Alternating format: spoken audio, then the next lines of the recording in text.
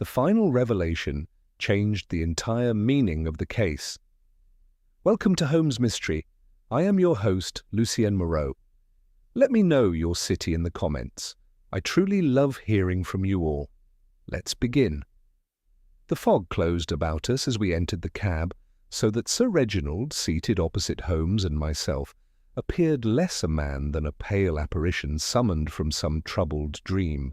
For several minutes he spoke not at all, but sat with his gloved hands locked upon his stick, while Holmes leaned back in the corner, his long fingers together, and his eyelids half drawn. "At what hour did you first observe the notice?" asked Holmes at last. "At breakfast. The paper was brought in as usual at 8. "By whom?" "Barton, my butler." "And had the paper been opened?" "I believe not. And Barton laid it beside my plate." "You believe not?" repeated Holmes.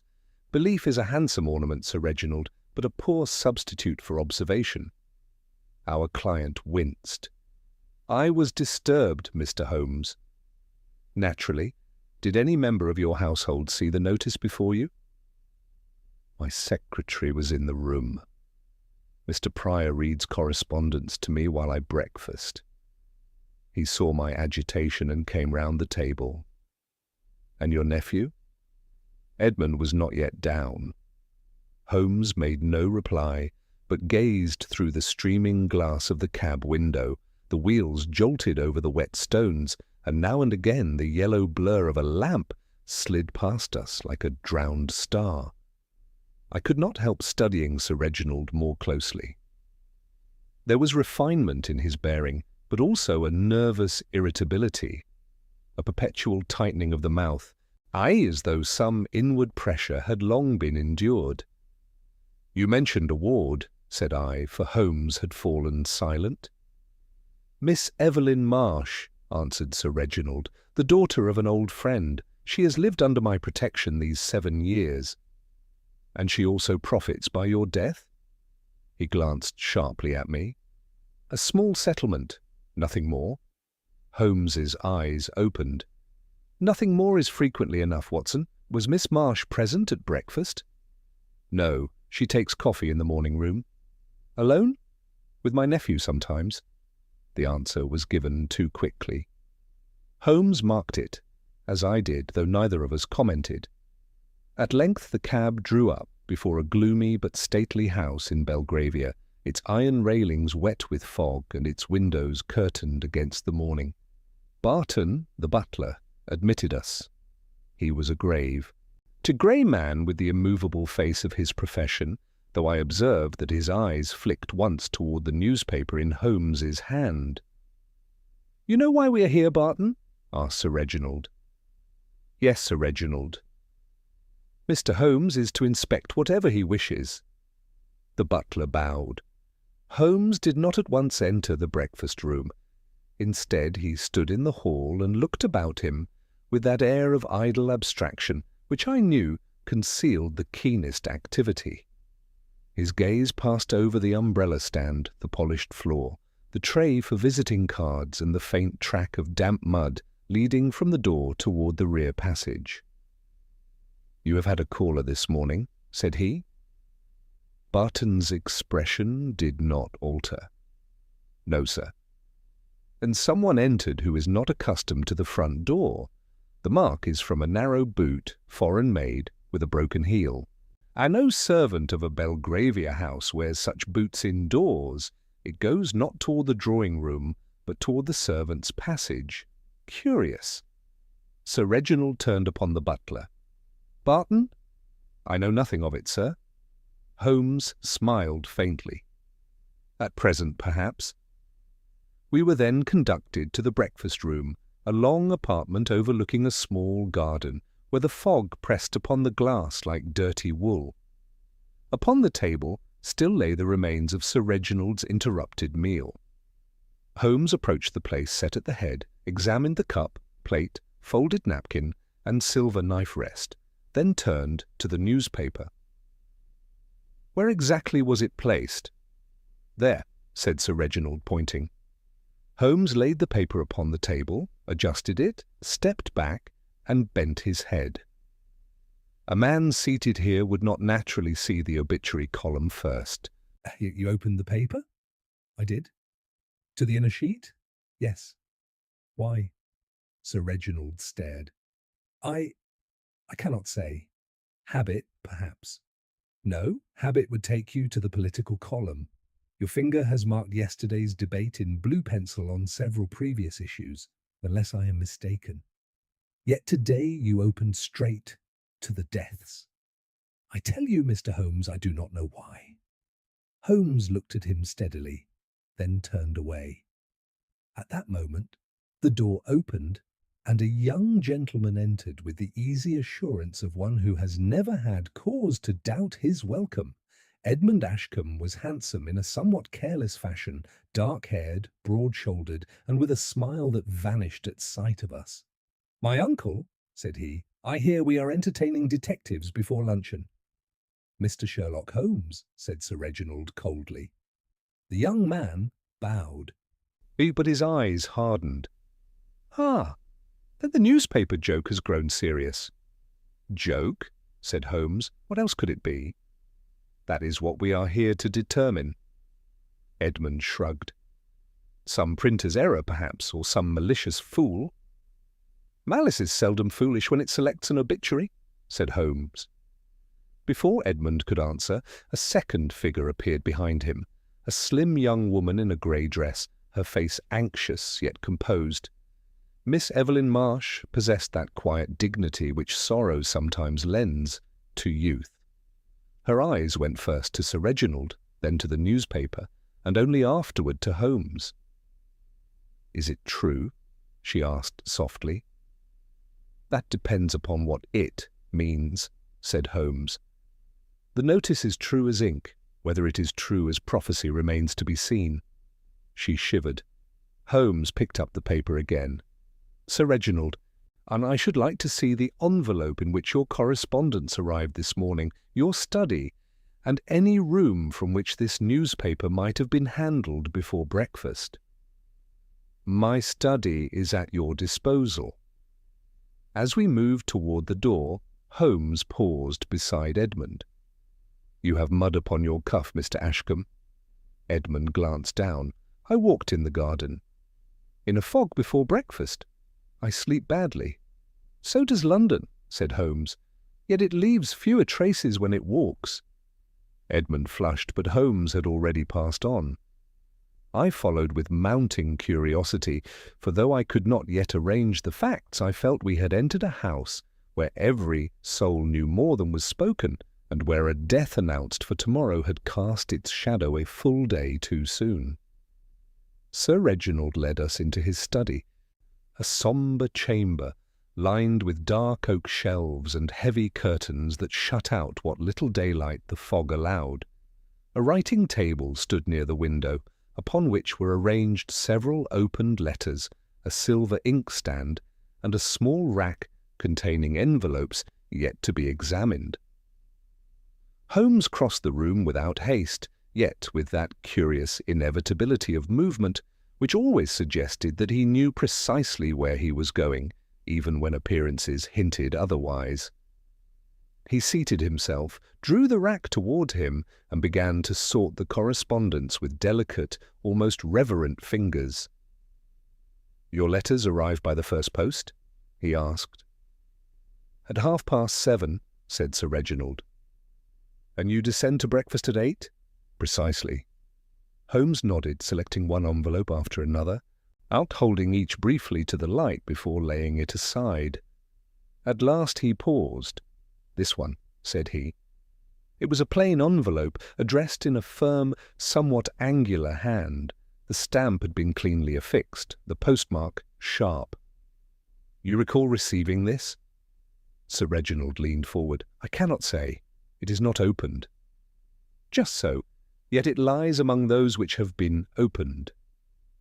Holmes placed it upon the table and glanced toward me. "A small inconsistency, Watson, yet one which possesses a certain charm." He broke the seal with his penknife and drew forth a single sheet of paper. It was blank. Sir Reginald uttered an exclamation. "What trickery is this?" Holmes held the paper to the light, then passed it beneath his nose. No visible writing, no chemical odour, entirely innocent, one might say. Yet it has been placed among your morning correspondence, and it bears the same postmark as your newspaper delivery. "The same postmark?" I repeated. Holmes tapped the envelope. "Observe. Both were dispatched from the same district sorting office within minutes of each other. A coincidence, perhaps, but coincidences are the last refuge of the unimaginative." He rose and moved to the window, drawing the curtain aside a fraction. The garden beyond was little more than a dim outline, the fog hanging low over the damp grass. "You walked here this morning, Mr. Ashcombe," he called. Edmund, who had lingered in the doorway, stepped forward. "I told you so." Holmes pointed faintly toward the ground. "The grass retains your footprints distinctly, yet there are others, lighter, narrower, and leading not from the house." "Oh, but toward it." Edmund frowned. "Some servant, no doubt." "Perhaps. Though the servant's entrance lies to the side, not directly opposite this window." Miss Marsh, who had followed us in silence, now spoke. "I saw no one in the garden this morning." Holmes turned his gaze upon her, and for a moment I thought I detected the faintest softening in his expression. "You rise early, Miss Marsh?" "Earlier than most," she replied. "And you observed nothing unusual?" She hesitated. "Only that Barton seemed disturbed." "Disturbed?" repeated Sir Reginald sharply. "Yes. When I passed through the hall, he was standing by the door as though he had just admitted someone or dismissed them, but he said nothing." Holmes' eyes gleamed. "Indeed? Then we must trouble Barton once more." The butler was summoned and entered with his customary composure. Though I could not fail to notice that the fingers of his right hand twitched slightly against his coat. "You have already denied admitting a visitor," said Holmes. "I shall not ask you to repeat that denial. Instead, I will ask you this. Did you receive anything at the door this morning besides the newspaper?" Barton inclined his head. "A circular, sir. Nothing more." "From whom?" "I did not observe." "Yet you accepted it?" "It was left upon the step, sir." Holmes regarded him steadily. "And you brought it inside?" "Yes, sir." "And placed it where?" "In the hall." Holmes gestured lightly toward the study table. "And from the hall it found its way into this rack, among Sir Reginald's private correspondence?" Barton's face remained impassive, but a faint flush crept along his temples. "I cannot account for that." "Aye, sir?" "No," said Holmes quietly, "but you will." There was a pause, heavy and expectant. At length Barton spoke again. "I may have placed it there by mistake." "Your mistakes are singularly well timed," said Holmes. "Tell me, did you examine the newspaper before bringing it to the breakfast room?" "No, sir." "Did anyone else?" "I cannot say, sir." Holmes stepped closer, lowering his voice. "You have served Sir Reginald many years?" 23, sir." "Then you will understand me when I say that a man does not allow a shadow to fall upon his master's house unless he is compelled or complicit." Barton's eyes flickered for the briefest instant. "I have nothing to conceal, sir." Holmes straightened and turned away. "For the moment, we shall accept that."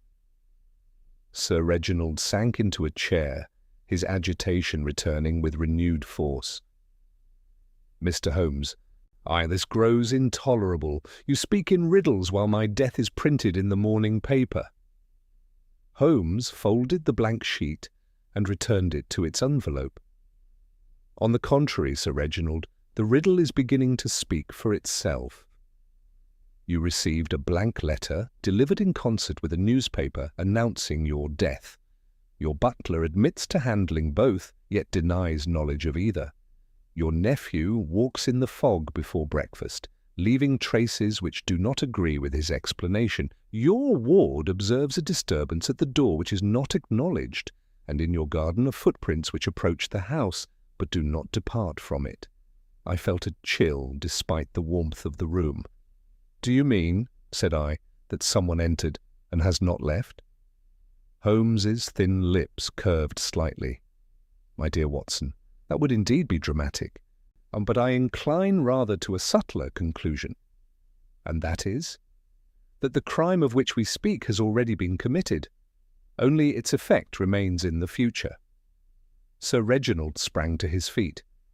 "Then I am a dead man?" Holmes met his gaze calmly. "No, sir, but someone has taken considerable pains to ensure that, when the 14th arrives, your death shall appear both natural and inevitable." He glanced once more toward the fog-shrouded garden. "And unless we act with precision, the notice in that newspaper will prove not a prophecy, but a record." Sir Reginald sank back once more. His earlier agitation now deepened into a quiet dread, which I confess began to impress itself upon my own mind. Holmes alone seemed untouched by the atmosphere of impending calamity. Yet he moved about the study with the calm precision of a man arranging chessmen whose final positions he already foresees. "You are under the care of a physician," said he suddenly. "Dr. Lanyon, you told us?" "Yes," said Sir Reginald faintly. "He attends me daily." "For what complaint?" "Nervous exhaustion, sleeplessness. He has prescribed tonics, nothing severe." Holmes stopped beside the writing table. "You take these tonics regularly?" "Each morning and evening." "Prepared by whom?" "Barton brings them." Holmes inclined his head slightly as though a small but agreeable piece had fallen into place. "I should like to see them." Sir Reginald rang the bell, and within moments Barton reappeared, as composed as ever. "My tonic," said Sir Reginald. The butler withdrew and returned with a small tray upon which stood a glass vial and a measure. Holmes took up the vial and held it to the light. "A colourless solution," said he, "no odour." He removed the stopper and dipped the tip of his finger lightly within, then touched it to his tongue. I could not repress a movement of concern. "My dear Holmes," he smiled faintly, "entirely harmless, at least in so small a quantity." "You recognize it?" I asked. "I recognize what it is not," he replied. "It is not a simple tonic, Watson, nor is it administered in ignorance." Sir Reginald stared at him. "You mean—" "I mean that if I were to design a method by which a man might die quietly, with every appearance of natural decline, I should begin with something very like this." Barton stood immobile, though the tray in his hand trembled almost imperceptibly. "You have prepared this yourself?" Holmes asked. "No, sir." It is supplied by the chemist." "And you administer it personally?" "Yes, sir." Holmes replaced the stopper. "You will not administer it again until I have completed my inquiry." Barton bowed, though I thought I detected a flicker of resistance in the gesture. Holmes turned at once to Sir Reginald. "Have you felt any change in your condition since beginning this treatment?" "I have grown weaker," he admitted. "But that is to be expected." "Indeed? And your appetite?" "Diminished." "Your sleep?" "Worse?"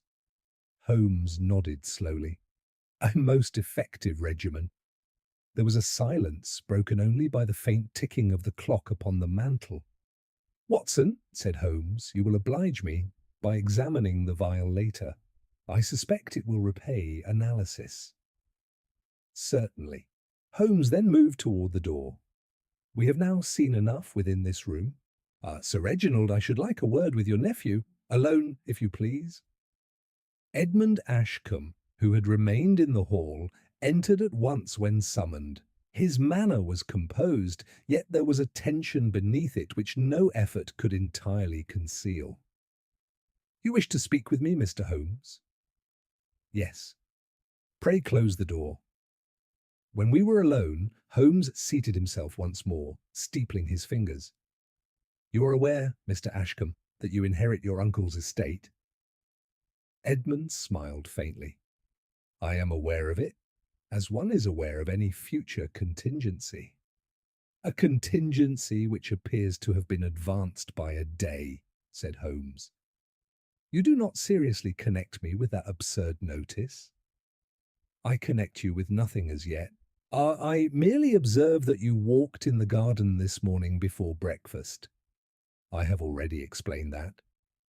"Your explanation was insufficient. You stated that you sleep badly, yet your boots, now, in the hall, are damp only upon the outer edges, as though you had stepped briefly upon wet ground, not walked upon it.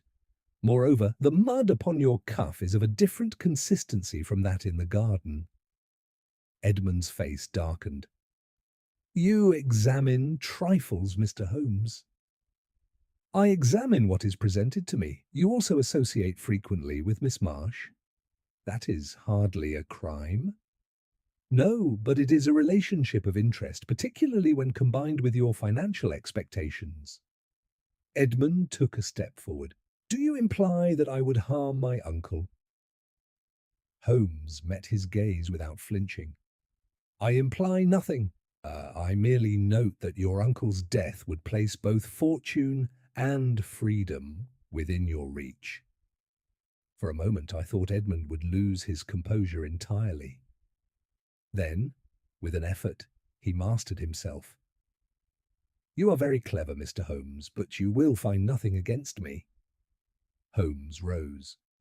"On the contrary, I expect to find a great deal, though not necessarily of the kind you anticipate."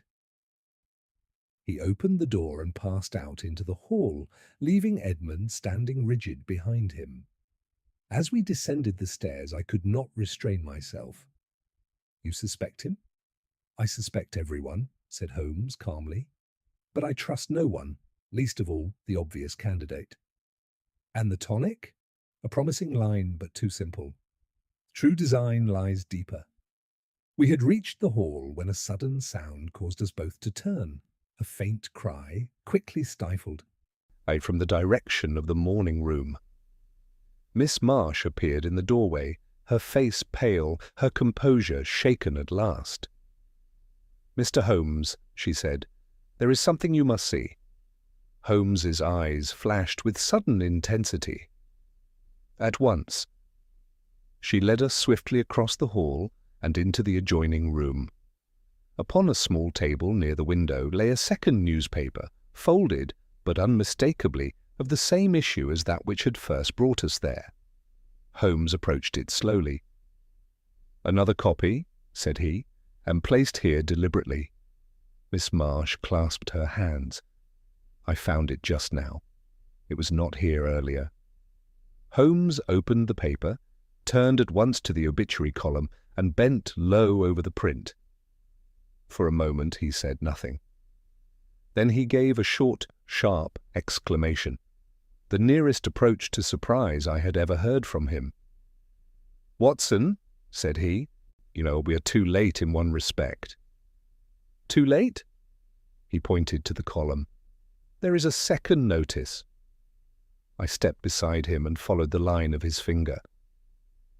Beneath the first announcement, printed in identical type and alignment, was a second notice. Prior.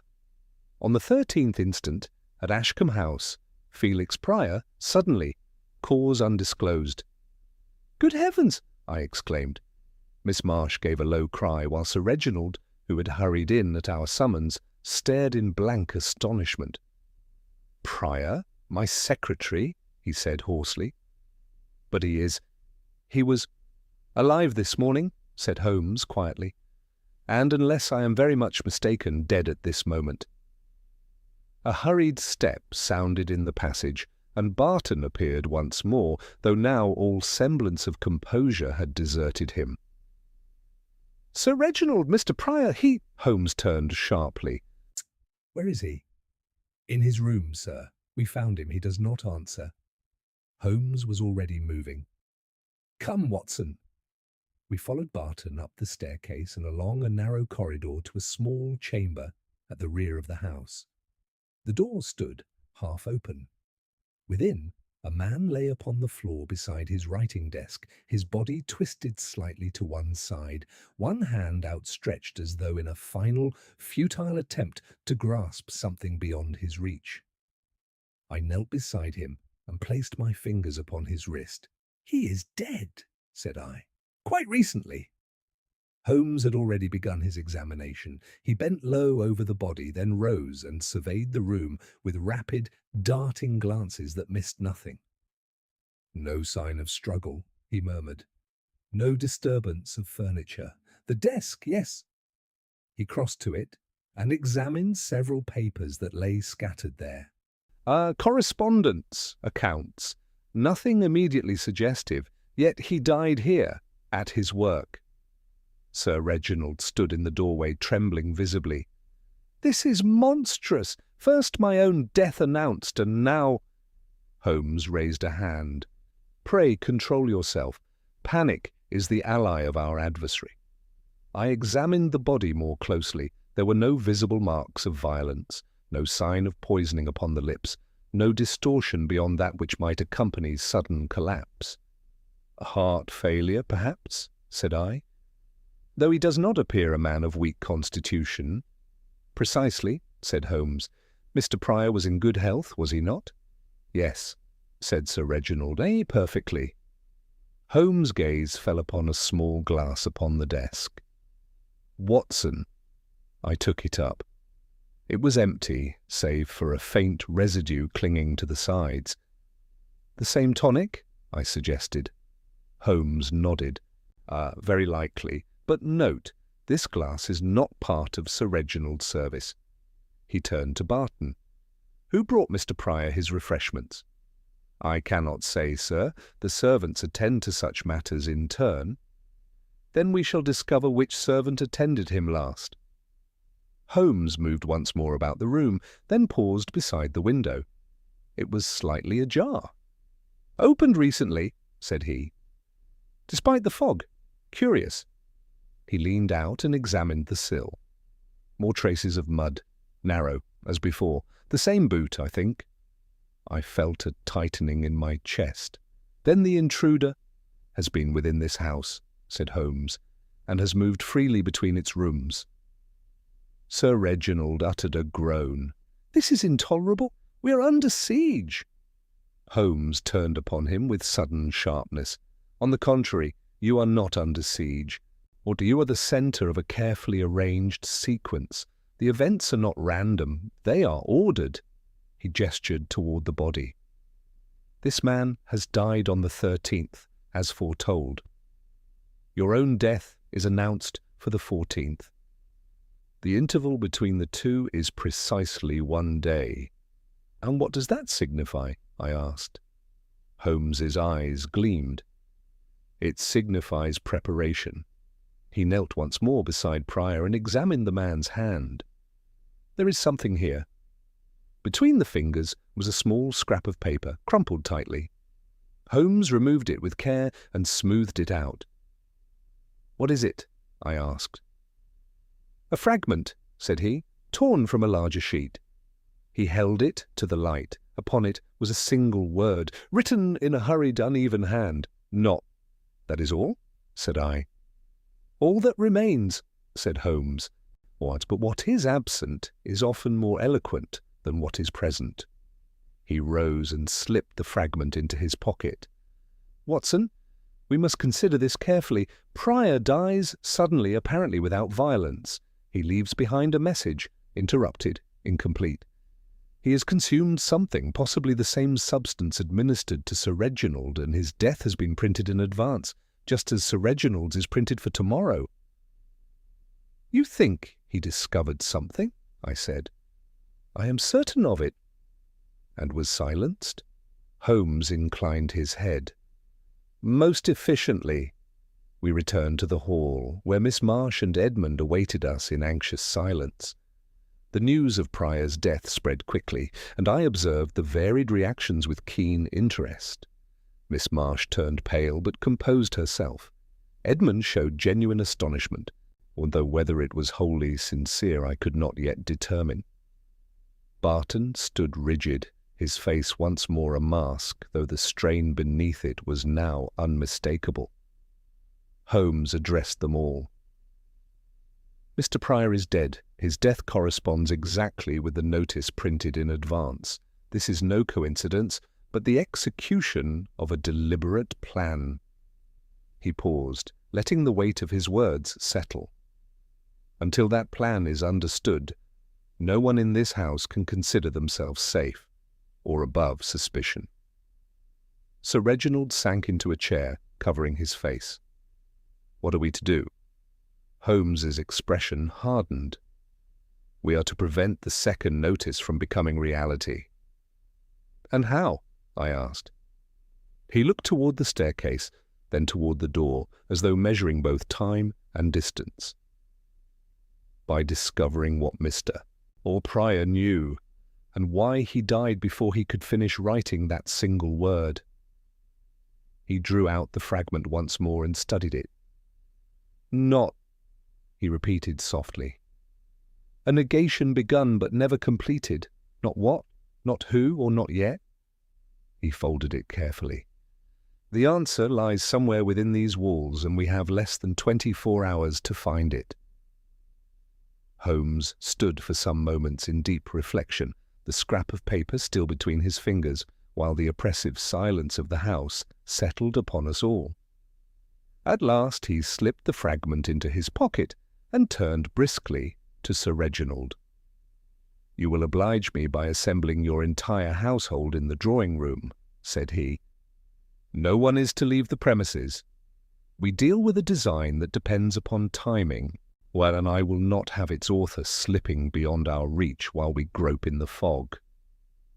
Sir Reginald rose at once, glad, I think, to be given some definite instruction amid his confusion, and Barton was dispatched to carry out the order.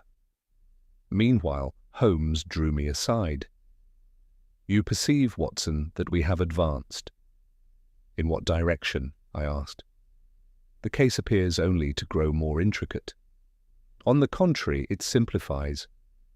We now know that the printed notices are not mere threats, but records of events carefully orchestrated to occur. Prior's death proves that. Therefore, the method by which Sir Reginald is to die must already be in motion."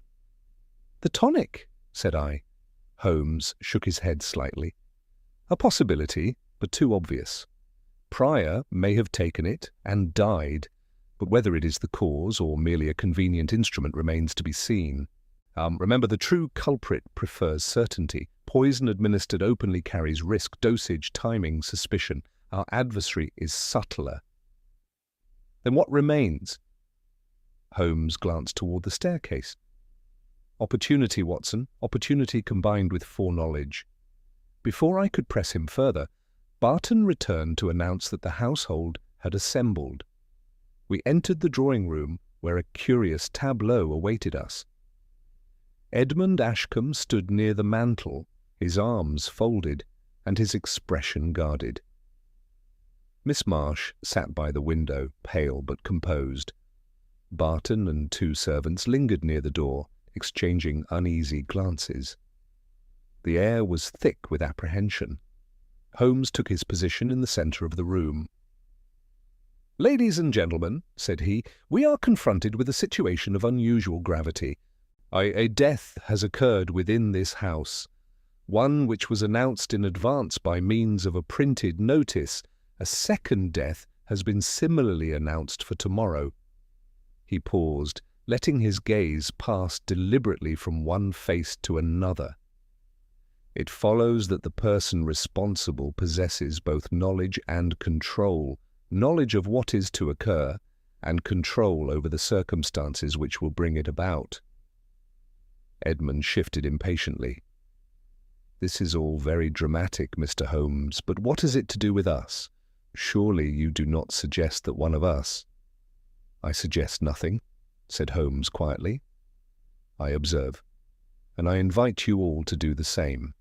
He turned abruptly to Barton. You have served in this house for many years. Tell me, has anything occurred of late which struck you as unusual? Anything at all? Barton hesitated, then shook his head. No. Sir? Holmes' eyes narrowed. You are certain? No alterations in routine, no visitors, no messages out of the ordinary? None, sir. Holmes regarded him for a moment longer, then turned away. Miss Marsh, you observed Barton at the door this morning. Did you see anything else? She rose slowly. I thought I heard voices, she said, very low, as though someone was speaking in the hall before I came down. And you saw no one? No. Holmes nodded thoughtfully. Mr. Ashcombe, you walked in the garden. Did you encounter anyone there? Edmund's lips tightened. No. Did you approach the rear of the house? I may have. Did you see the window of Mr. Pryor's room open? I did not look. Holmes smiled faintly. Yet someone did, and entered or left by that very window. He moved to the small table and picked up the second newspaper. This paper was placed in the morning room after breakfast. Who entered that room between 8 o'clock and the moment Miss Marsh discovered it? No one spoke. Holmes's voice grew sharper. Come, come, this is not a matter for silence. One of you must have passed that way. At length a young maid stepped forward, trembling. I went in to tidy, sir, but I saw no paper then. And when was this? Shortly after 8, sir. Holmes nodded. Then the paper was placed there after that time, and before Miss Marsh found it. He turned again to the group. Which of you entered the morning room during that interval? Again there was silence. Holmes folded the paper carefully. Very well. If you will not assist me, you will at least permit me to assist myself. He crossed to the door and examined the handle, then the carpet just within. Watson, said he softly. Observe the faint impression here. Mud, again, but lighter than that in the hall. The same narrow boot, I think. Our visitor moves freely and with increasing boldness. You mean the same person who entered earlier? Precisely. And still remains within the house? Holmes's eyes flashed. Or has never been within it at all? I stared at him. That is a contradiction. It is an alternative, said he, one which we must keep in mind. Sir Reginald rose unsteadily. Mr. Holmes, this suspense is unbearable. You speak of visitors who are not seen, of deaths foretold. What are we to believe? Holmes faced him squarely. You are to believe that someone in this house, or closely connected with it, has arranged a sequence of events so exact that even death itself appears to obey a timetable, Mr. Pryor discovered some portion of that arrangement and attempted to record it. He failed. His message ends with a single word. Not. Miss Marsh clasped her hands. Not what? Holmes's expression grew intent. That is the question upon which everything turns. He moved once more toward the window, gazing out into the dense fog. Not may deny a person, a place, a cause, or a time. It may be the beginning of a warning or the correction of a false assumption. He turned suddenly. Sir Reginald, at what hour is your tonic usually administered in the evening? At 9. Holmes nodded. And you take nothing else afterward? Nothing. Then tonight you will take nothing at all unless I give it to you with my own hand. Sir Reginald stared. You think the attempt will be made tonight? I think, said Holmes, that if the plan is to succeed— it must be completed before the morning, and I do not intend that it shall succeed. He glanced toward me, and I saw that familiar gleam of controlled excitement in his eyes. Watson, we are nearing the center of the maze. One false turn now, and we lose everything. But if we proceed with care? He broke off, listening. From somewhere above us came a faint sound, a soft creak, as of a door slowly opening. Holmes's head snapped up. "Did you hear that?" "Yes," said I. Without another word, he sprang toward the staircase, and I followed close at his heels, while behind us the occupants of the drawing room remained frozen, as though the very house had begun at last to reveal the secret it had so carefully concealed. Holmes took the stairs 2 at a time, his light frame moving with a swiftness that belied all outward calm. And while I followed as closely as I was able. The creak had come from the upper corridor, and as we reached the landing we both paused, listening intently. For a moment there was silence, so complete that the faint ticking of a distant clock seemed unnaturally loud. Then came a soft footfall, cautious, deliberate. Holmes moved forward without hesitation. "Who is there?" he called sharply. There was no answer, only the quick, unmistakable sound of movement retreating along the corridor. "This way!" Holmes cried and sprang forward. We reached the end of the passage just in time to see a door swing inward. Holmes flung it wide and entered, I at his side. But the room beyond was empty. It was a small, unused chamber, sparsely furnished, and coated with a thin layer of dust. The single window stood open, and the fog drifted in sluggish coils across the floor. Holmes went straight to the sill. "Again," he muttered. "The same method." I bent beside him. There, plainly visible upon the damp stone, were the marks of a narrow boot, the same peculiar pattern we had observed below. "But this is impossible," I said. "No one could have escaped so quickly." Holmes leaned out, scanning the exterior. "The drop is not great," he said, "and the fog provides admirable cover."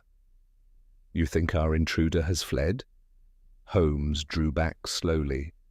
"I think," said he, "that our intruder wishes us to believe so." He closed the window with deliberate care and turned back into the room, his gaze sweeping every corner. "Observe, Watson, the dust upon the floor. It is undisturbed save for the tracks leading to the window. And no one has entered from the door." "Then how?" "Precisely," said he. "The illusion of escape is as carefully arranged as everything else in this affair." He crossed to the door and examined the handle. No trace of recent use. Yet we heard movement, heard it distinctly. "You believe the sound was contrived?" "I believe nothing yet," said Holmes, "but I note that it has achieved its purpose. It has drawn us away from the others." The implication struck me at once. "The drawing room!" Holmes's expression hardened. "Come!" We hastened back along the corridor and down the stairs. As we approached the drawing room, voices reached us, raised, confused, and tinged with alarm. Holmes entered first. "What has occurred?" Miss Marsh had risen to her feet, her face white with agitation, while Sir Reginald stood clutching the back of a chair. Our Edmund Ashcombe was near the door, his expression dark and intent. "It was Barton," said Edmund. "He is gone." "Gone?" repeated Holmes. "While you were upstairs, we heard a sound in the hall, and when we looked, he had disappeared." Holmes' eyes flashed. "Which door?" "The front." Holmes turned instantly and strode into the hall. The door stood slightly ajar. He opened it and stepped out into the fog, examining the steps and the pavement beyond. I joined him a moment later. "Tracks?" I asked. "Many," said he, "but one among them is of interest." He pointed to a faint impression upon the damp stone, a narrow boot with the same broken heel. "The same as before," I said. "Just so. Our elusive visitor leaves by the front, having apparently entered by the rear and escaped by the window. A most obliging creature." "You do not believe it is Barton?" Holmes straightened. I believe Barton has fled, but whether he flees as the author of this design or as its victim remains to be determined. We returned to the drawing room, where the tension had risen to a palpable degree. "Sir Reginald," said Holmes, "you will at once send for the police. Inspector Lestrade will suffice. Inform him that we have a death, a disappearance, and a matter requiring immediate attention." Sir Reginald nodded and hastened from the room. Holmes turned to the remaining occupants. "Until the inspector arrives, no one is to leave this house. Mr. Ashcombe, you will remain here. Miss Marsh, I would ask you to be seated." She obeyed without a word. Holmes then moved slowly about the room, his eyes fixed upon the carpet, the furniture, the small details which to others might have seemed trivial. At length he paused beside the table where the second newspaper lay. "Watson," said he quietly, "we must reconsider the sequence." "You mean the order of events?" "Precisely. First the notice of Sir Reginald's death, printed in advance, then the notice of Prior's death, fulfilled precisely.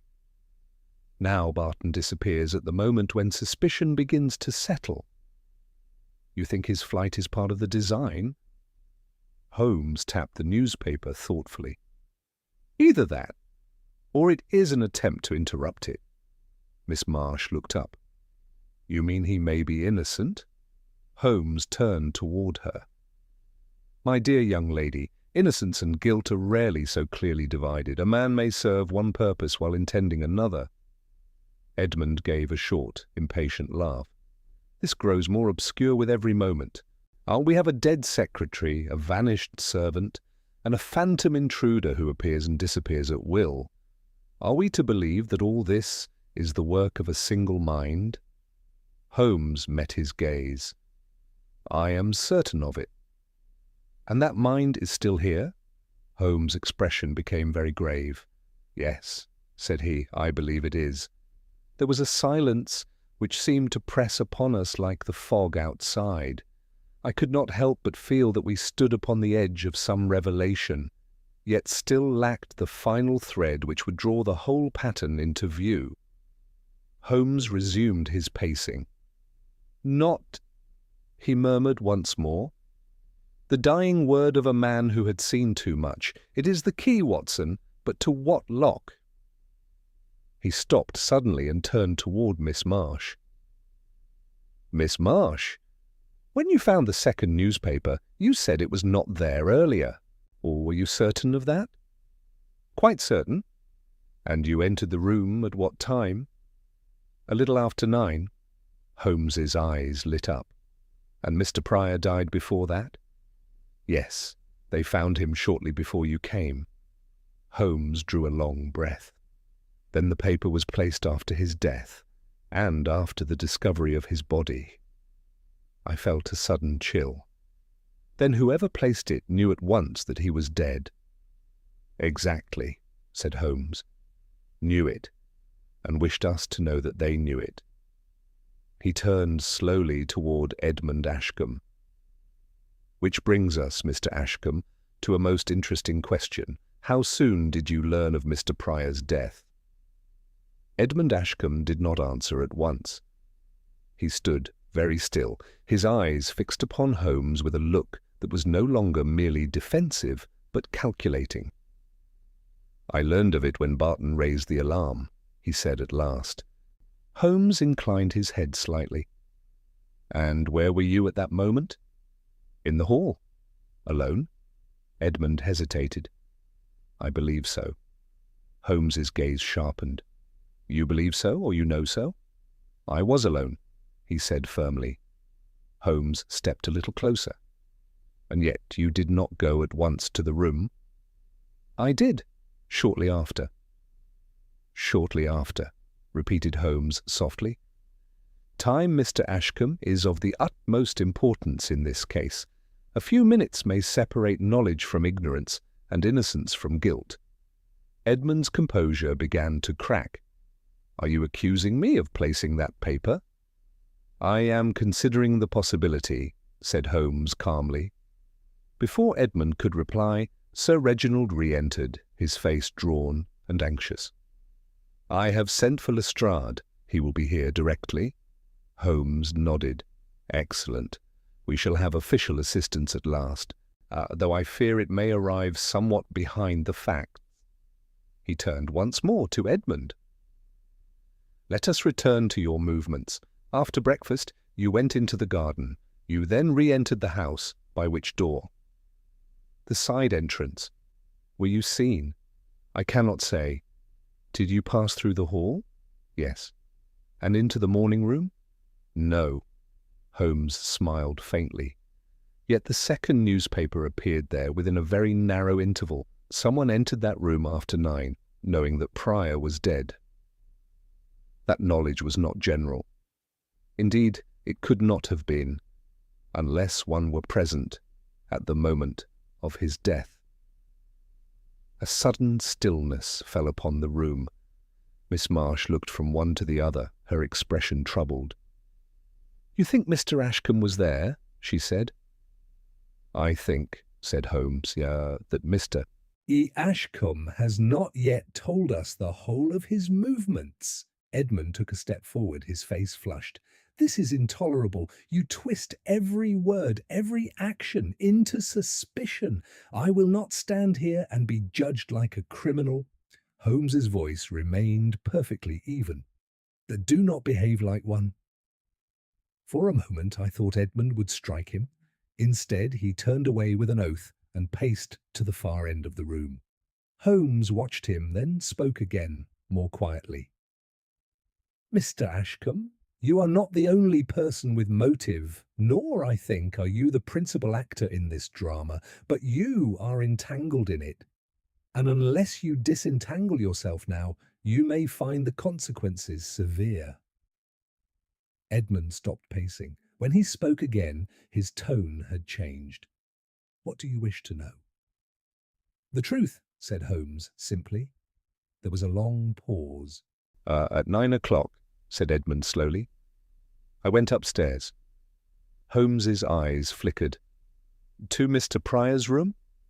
Yes. Miss Marsh gave a soft cry. You never told us. I had no reason to, he snapped, then controlled himself. I went to speak with him about certain financial matters. And you found him? Alive. At least I believed so. Holmes leaned forward slightly. Describe exactly what you saw. He was seated at his desk. His head was bent forward, as though he were writing. I spoke to him, but he did not answer. I thought he was ignoring me, or perhaps unwell. I did not approach closely. I left. And told no one? I saw no cause for alarm. Holmes studied him intently. And the window? I did not notice it. The glass upon the desk? No. Holmes drew back. Yet within a short time he was found dead.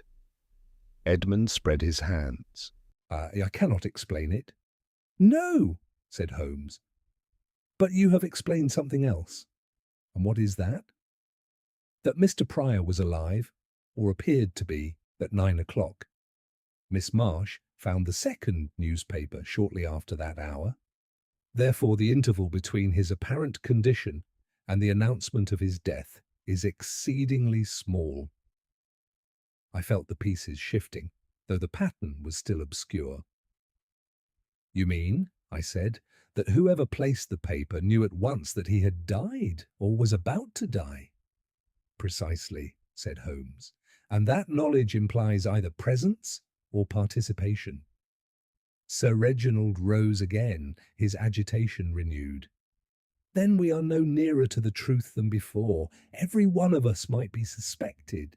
Holmes turned toward him. Not everyone, Sir Reginald. Only those who possess both opportunity and knowledge. He glanced toward Miss Marsh. Miss Marsh, you did not leave the drawing-room between breakfast and the discovery of the paper? No. And you, Sir Reginald? I remained here until Mr. Holmes arrived. Holmes nodded. Then our field narrows. He paced once more, his long strides carrying him from one end of the room to the other. Prior discovers something sufficiently alarming to attempt a written warning. He begins to write, not, and is interrupted. He dies shortly thereafter. A second notice appears confirming his death before it is generally known. Barton disappears. A mysterious intruder leaves traces yet is never seen, and all the while Sir Reginald's own death approaches, scheduled, as it were, for tomorrow. He stopped abruptly and faced us. There is design here, intricate, deliberate, and ruthless, but it is not flawless. And the flaw? I asked. Holmes' eyes gleamed. The flaw lies in the necessity of action. Our adversary must act again, must complete the sequence. And in doing so, he will expose himself. He turned to Sir Reginald. Tonight, as I have said, you will take nothing, not food, not drink, not medicine, unless I provide it. You will remain under observation. And the rest of us? Said Edmund. You will also remain, said Holmes, for until the matter is resolved, no one leaves this house. A knock sounded suddenly at the door. Barton's absence lent it an unfamiliar sharpness. Sir Reginald started. That must be Lestrade. Holmes's expression did not change, but I saw a flicker of something, anticipation perhaps, or calculation. Then let us welcome him, said he. Keys, for I believe the next move is about to be made, and I should not care to miss it. The knock came again, firmer this time, echoing through the hall with a note of authority that contrasted sharply with the strained quiet within the room. Holmes himself stepped forward and opened the door. Inspector Lestrade entered, his keen, narrow face sharpened by the cold and the fog, his eyes already searching. "Mr. Holmes," said he briskly, "your message suggested urgency. I came at once." "And not a moment too soon," replied Holmes. "You find us in the midst of a case which has already claimed one life and threatens another within the next few hours." Lestrade's gaze flicked from one face to another, taking in the tension, the unease, the absence of the butler. "So I gather," said he. "I passed a constable at the corner." I have posted him there for the present. Now what is this business?" Holmes handed him the two newspapers. "Read the obituary column." Lestrade did so, his brows knitting as he passed from the first notice to the second. "Well," said he at last, "and this is a queer affair. One might call it a coincidence, but I know better when you are involved, Mr. Holmes." "There is no coincidence here," said Holmes. "Mr. Prior lies dead upstairs, his death predicted in advance." "Sir Reginald's death is similarly announced for tomorrow." Lestrade looked sharply at Sir Reginald. "You are the gentleman concerned?" "I am," said Sir Reginald faintly. "And you are still alive," said Lestrade dryly, "which is a point in your favour. Now, how was Prior killed?" "That," said Holmes, "is precisely what we must determine." Lestrade rubbed his chin. "And the butler?" "Oh, I'm told he has disappeared." "Within the last half hour," said Holmes. "His departure coincides with our temporary absence from the room." Lestrade grunted. "That looks ugly for him." "Too ugly," said Holmes. "A convenient villain is often the least satisfactory." Lestrade gave a short laugh. "You have your theories, no doubt." "I have observations," said Holmes. "Theories will follow." He turned to me. "Watson, the vial." I produced the small bottle of tonic which I had taken earlier. Holmes passed it to Lestrade. "This substance is administered regularly to Sir Reginald. Mr. Prior appears to have taken a similar dose shortly before his death. It may be harmless, or it may be the instrument by which these events are brought about." Lestrade sniffed it cautiously. "No smell," said he. "We shall have it analysed." "Do so," said Holmes. But do not rely upon it as the sole explanation." Lestrade nodded and slipped the vial into his pocket. And what of this intruder you mentioned? He asked. Holmes gestured toward the hall. There are traces, footprints of a peculiar kind, appearing in various parts of the house, yet no one has seen the individual who made them. Windows have been opened, doors manipulated, and movements suggested which cannot be reconciled with the physical evidence. Lestrade raised his eyebrows. A ghost, perhaps? Holmes smiled thinly. A ghost with a broken heel and a taste for mud. No, Inspector, something more tangible, but no less deceptive.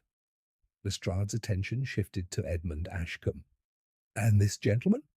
My nephew, said Sir Reginald. He stands to inherit.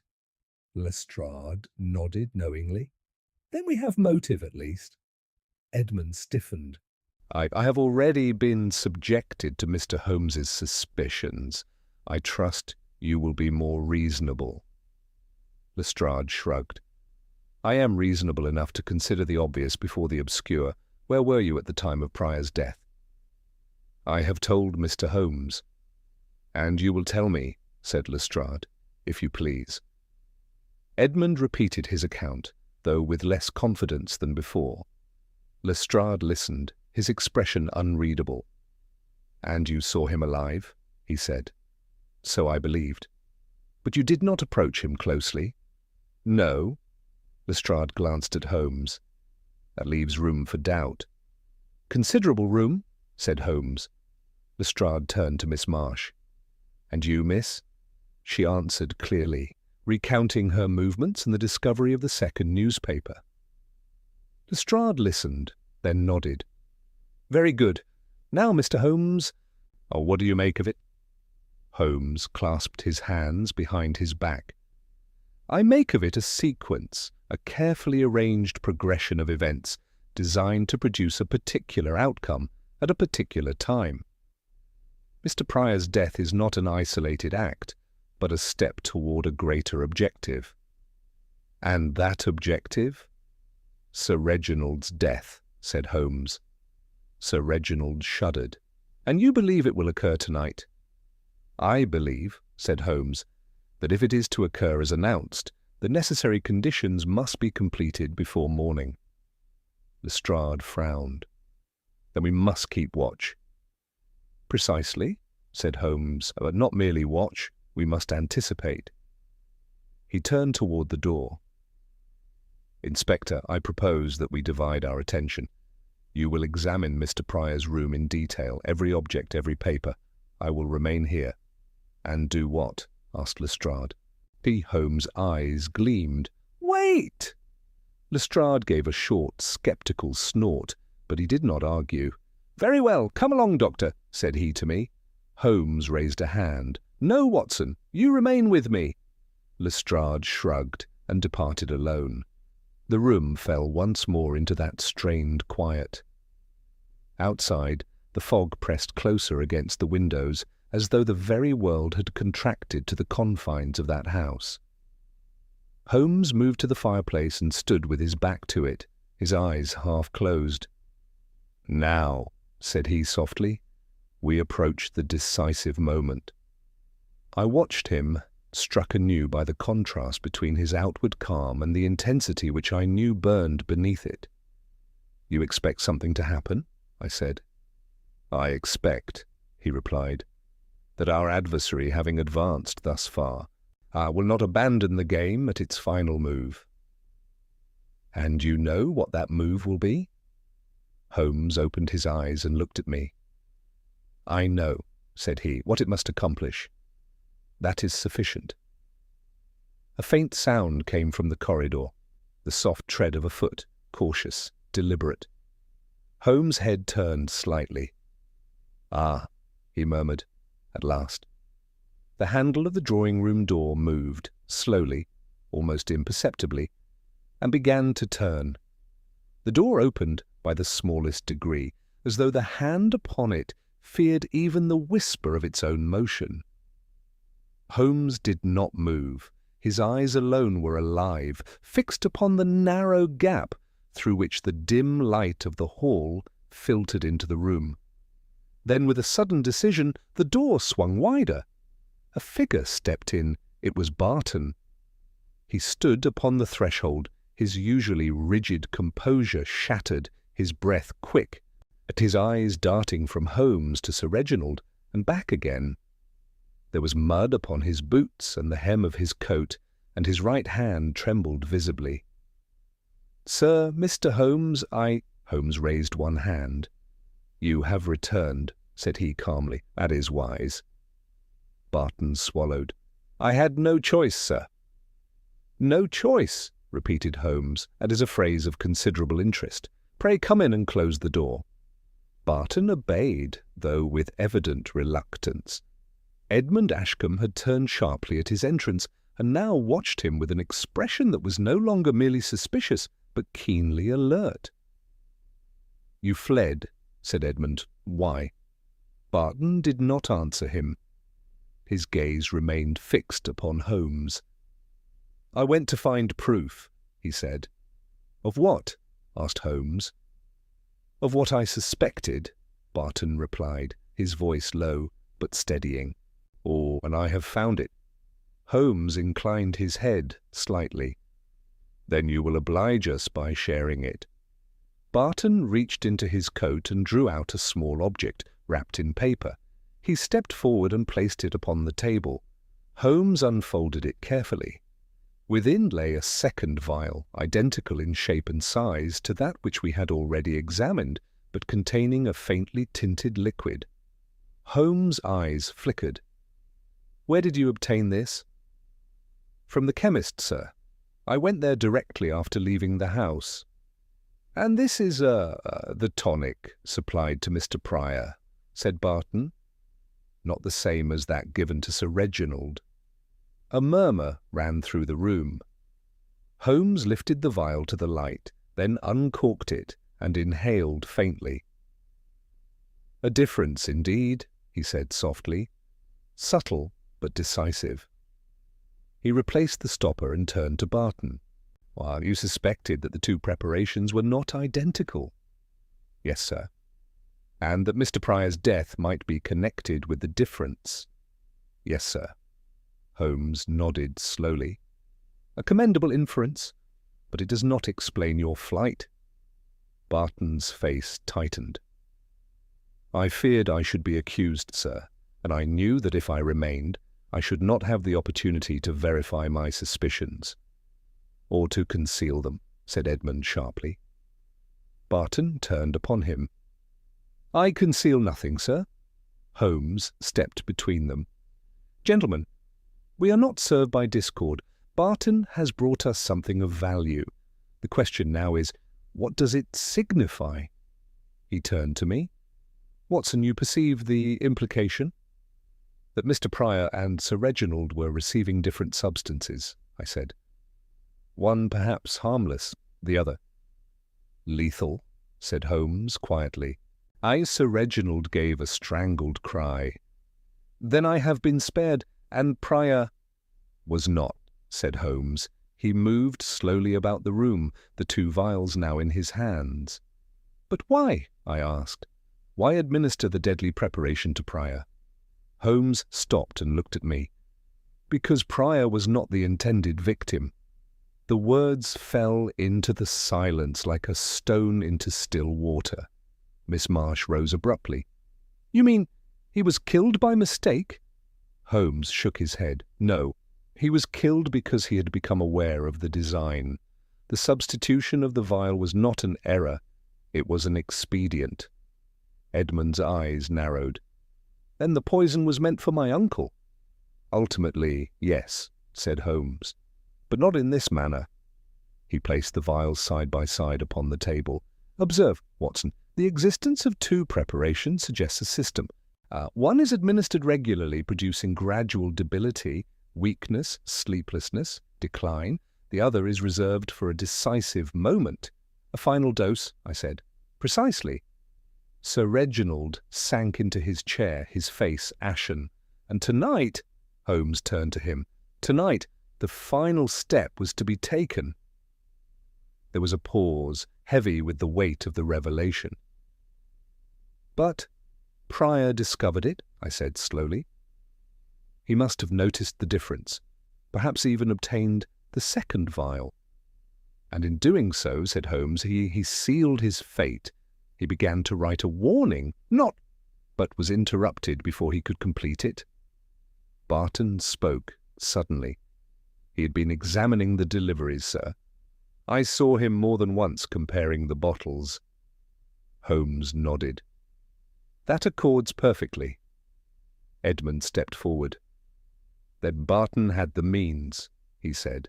He handled the tonics. He could have made the substitution himself.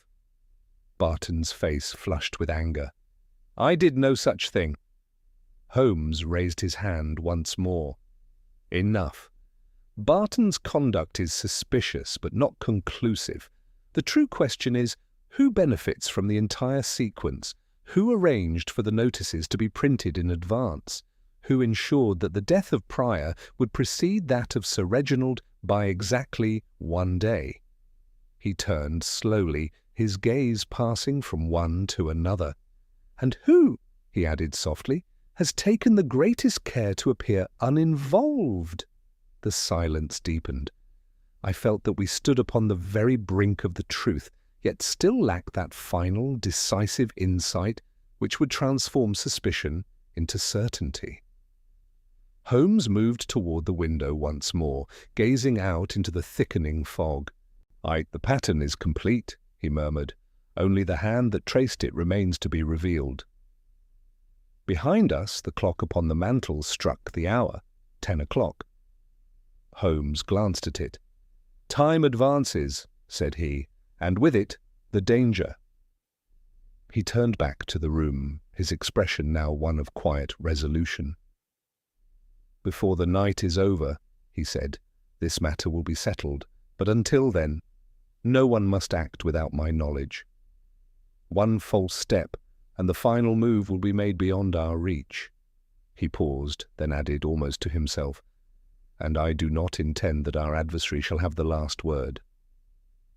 Holmes drew a chair toward the centre of the room and seated himself with an air of finality that I had learned to recognize. It was the posture he assumed when the scattered threads of a case had at last drawn together in his mind, though he had not yet chosen to display the full pattern to those about him. We shall proceed, said he quietly, not by conjecture, but by reconstruction. The truth is already here. It only requires that we view it in its proper order. He turned first to Sir Reginald. You began to suffer a gradual decline some weeks ago. Fatigue, sleeplessness, nervous agitation. You consulted Dr. Lanyon, who prescribed a tonic. That tonic was delivered regularly, administered by Barton, and produced precisely the symptoms one would expect from a mild but cumulative agent. Sir Reginald nodded weakly. Yes. Holmes's gaze shifted to Barton. You received the bottles from the chemist. You did not question them. You administered what was given. I did, sir, said Barton, without suspicion. Holmes inclined his head. Exactly. You were the instrument, but not the author. He rose and began to pace. Now we introduce Mr. Prior, a careful, observant man, too careful as it proved. He notices the effect of the tonic upon his employer. Perhaps he examines the bottles. Perhaps he compares them with those supplied for other purposes. In any case, he discovers a discrepancy. He paused and held up the 2 vials. One harmless, or at least gradual, the other decisive. He realizes that Sir Reginald is being prepared, not for recovery, but for death. Miss Marsh gave a low cry. Holmes continued without looking at her. He resolves to act, but before he can warn his employer, he must be certain. He obtains, or attempts to obtain, the second preparation. In doing so, he reveals himself to the person responsible. Edmund shifted slightly, but Holmes did not yet turn toward him. That person acts at once. Prior is induced, by deception, by substitution, or by direct intervention, to take the fatal dose. He dies at his desk, leaving behind the fragment of a warning, not a one which he is unable to complete. Holmes stopped and faced us. And at the same time, the machinery of the crime continues. The obituary notices, already prepared, are dispatched. One records the death of Prior, the other anticipates that of Sir Reginald. Lestrade, who had re-entered quietly during this explanation, now spoke. But how were the notices printed in advance? That implies foreknowledge and access. Holmes smiled faintly. Precisely, Inspector. Access, both to the household and to the means of publication. A man in constant correspondence, a man who handles letters, drafts, and communications daily. A man whose position allows him to introduce papers unnoticed, to place them where they will be found at the proper moment. His eyes turned at last to Edmund Ashcombe. A man, in short, who stands very near to the centre of affairs, yet is not burdened with the obvious responsibilities of a servant. Edmund's face had grown pale, though he strove to maintain his composure. "You cannot mean—" "I mean," said Holmes, "that the plan bears the mark of intelligence, education, and intimate knowledge of the household. It is not the work of a butler acting alone, nor of an intruder slipping in and out like a stage phantom. The footprints, the open windows, the shifting appearances, all these are contrivances designed to mislead." He stepped closer. "And you, Mr. Ashcombe, could have played your part in that misdirection admirably." Edmund drew himself up. "This is absurd." "Is it?" said Holmes softly. "You walked in the garden this morning, not to take the air, but to create those very traces we have followed so diligently. You entered and left by different doors. You handled the second newspaper and placed it in the morning room at the precise moment when Prior's death became known to you, because you were present when it occurred." "I have already told you." "You told us that you saw him alive," said Holmes sharply, "but you did not approach him. You did not verify his condition. Why? Because you already knew it." Edmund's composure broke. "This is speculation, nothing more." Holmes's voice cut through his protest like a blade. "Then let us consider motive. You inherit Sir Reginald's estate. You are, by your own admission, closely connected with Miss Marsh, whose position would be greatly altered by your accession. You possess the education necessary to arrange the notices, to correspond with printers, to manipulate the appearance of events. And above all, you have shown yourself willing to deceive." Lestrade stepped forward. "That is a strong case, Mr. Holmes." Holmes raised a hand. "Not yet complete." He turned once more to Edmund. "There remains one detail, the fragment left by Prior." "Not—" "A dying man's last effort to correct an error." "What error?" He paused, and in that pause the tension in the room became almost unbearable. "Not Barton," said Holmes quietly. Barton started as though struck. He sought to clear the butler of suspicion. He knew that Barton would be blamed. Indeed, that the entire arrangement was designed to ensure it. The footprints, the access to the tonics, the opportunity, all point conveniently to him. Holmes's gaze returned to Edmund. But Prior knew better, and so he tried to right it, not Barton, before he was silenced. Edmund's face had gone ashen. For a moment he said nothing. Then with a sudden movement he stepped back toward the door. Lestrade was quicker. "Not so fast," said he, seizing him by the arm. Edmund struggled, but the effort was brief and hopeless. His shoulders sagged, and when he spoke again, his voice had lost all its earlier confidence. "You are very clever, Mr. Holmes," he said, bitterly. "But you are too late." Holmes's eyes narrowed. "Am I?" Edmund gave a short, harsh laugh. "You think you have prevented it?" "Don't you think your precautions will save him?" Sir Reginald half rose, his face stricken. "What do you mean?" Edmund turned toward him. "I mean," said he, "that the final step was never the tonic." A silence fell, a silence so complete that I could hear my own heartbeat. Holmes did not move. "Then explain it," said he quietly. Edmund's eyes glittered. "It is already done." Holmes did not start, nor did he raise his voice. Yet in that instant there came over him that singular stillness which I had learned to associate with the very height of his powers. "It is already done," he repeated softly. "You speak with confidence, Mr. Ashcombe. That suggests certainty, and certainty in such matters must rest upon mechanism rather than chance." Edmund gave a faint, defiant smile. "You will find it then if you can." Sir Reginald had risen fully now, clutching at the edge of the table. "Holmes, what does he mean? What has he done?" Holmes turned, and his voice, though calm, carried an unmistakable urgency. "Tell me, Sir Reginald, since this morning, have you touched anything in this room?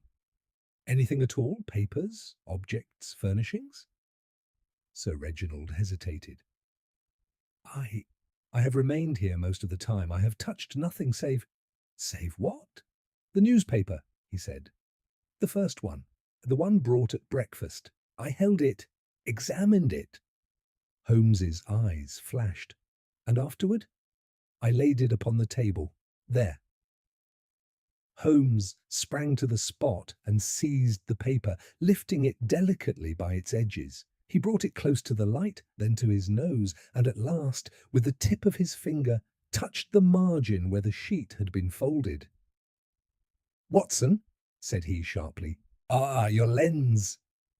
I handed it to him at once. He bent low over the surface, and after a moment gave a short, decisive nod. As I thought. "What is it?" I cried. Holmes straightened and turned toward us. "The method," said he, "simple, silent, and perfectly timed." He held up the newspaper. "The edge has been treated very lightly, very carefully, with a substance which is absorbed through the skin. Not immediate, no, that would defeat the purpose, but gradual, inevitable. A man handles the paper, folds it, rests his fingers upon it. He carries the agent with him unconsciously. Within hours, the effect begins. By tomorrow morning, the 14th, the result would be indistinguishable from natural failure." A murmur of horror ran through the room. Sir Reginald stared at his hands as though they no longer belonged to him. "Here, then, I am." "Not yet," said Holmes quickly. "The quantity applied was sufficient, but only if left uncounted." He turned to me. "Watson, you have your case with you?" "Always." "Then you will prepare at once a cleansing solution. Alcohol will suffice, and we shall neutralize whatever remains upon Sir Reginald's hands."